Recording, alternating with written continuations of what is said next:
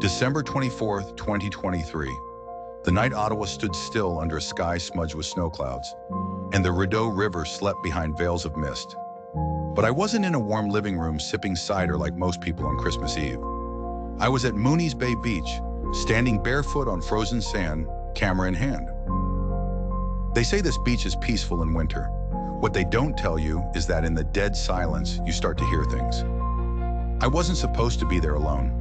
I'd planned to shoot with two friends, but they bailed.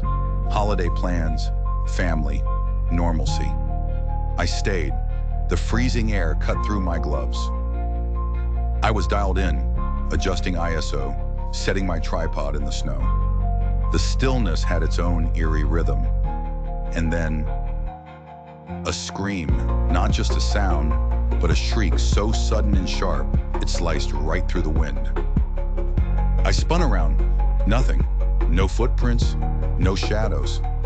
I rubbed my eyes and scanned the far shoreline. Then I heard it again, this time a child crying. It echoed from the waterline. My chest tightened. I remembered seeing a few kids playing earlier before sunset, bundled in puffy coats, chucking snowballs. But they'd gone home hours ago. No child should be near the river now. I walked down to the shore. The sound was louder now, just beyond the dock. A high-pitched sob, then a gurgling gasp like someone slipping beneath water. I hesitated. The surface was still. The wind howled, but the water, still. "Hello?" I called out. No answer. Then I saw footprints, tiny ones, barefoot, leading right into the black sloshing water. Sand around them hadn't frozen. They were fresh. I felt my heartbeat in my ears. There was no time to think. I dropped my camera bag and coat, peeled off my boots, and sprinted into the water. It hit me like knives. Every nerve in my body screamed, but I pushed forward, chest deep, calling out, "Kid, where are you?" No reply, just sobs. Farther ahead, I swam. My limbs fought the current, the cold numbing my fingers. That's when it happened. A hand. It grabbed my shoulder and yanked me under. I choked, flailed, swallowed icy water. The world flipped, a swirl of darkness and bubbles. But no child, only hands. Cold, thin, not human.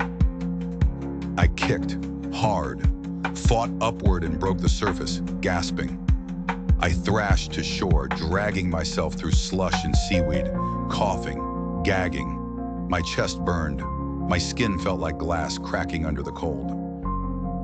When I finally collapsed on the sand, I looked back. There was nothing. No footprints, no handprints, no crying. Just that same suffocating silence. I lay there, drenched and shaking. Minutes passed, maybe hours. Finally, I staggered back to the tripod, grabbed my bag with frozen fingers, and trudged toward the parking lot.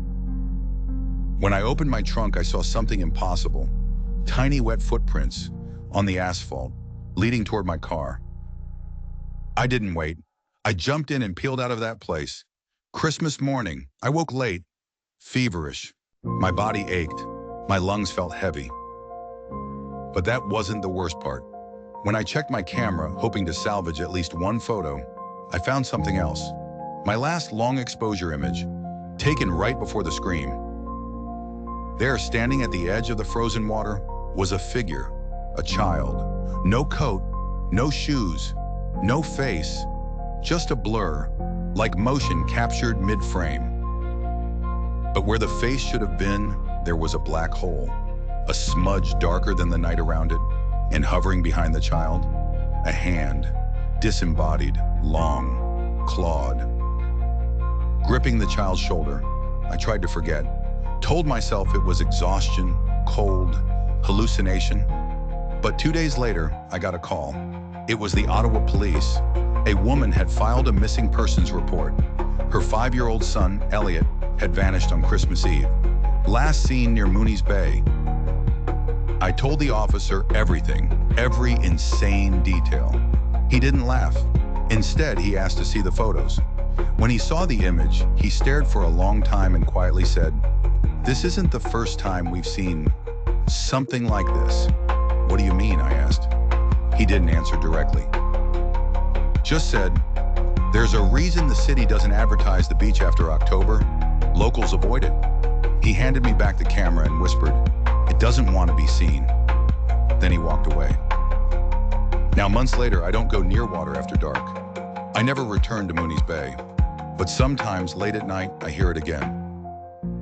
The crying, faint, like it's underwater. Sometimes, it's at my window. And when I dream, I see a small hand reaching through darkness, grabbing mine. The end.